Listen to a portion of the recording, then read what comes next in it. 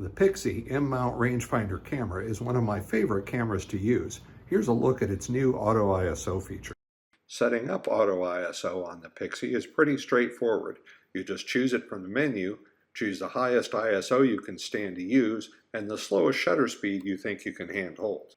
Now, if the light level gets low enough to hit your minimum shutter speed you've picked, the camera starts ramping up the ISO up to your maximum value. For control, I like to use the spot meter and set the finder display to show shutter speed and the ISO. Then all I need to do is meter up an important midtone and lock the exposure by half pressing the shutter release.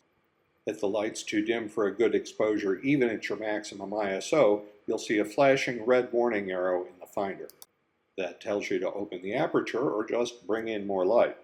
Auto ISO makes the Pixii faster but keeps you in control. That gets thumbs up from me.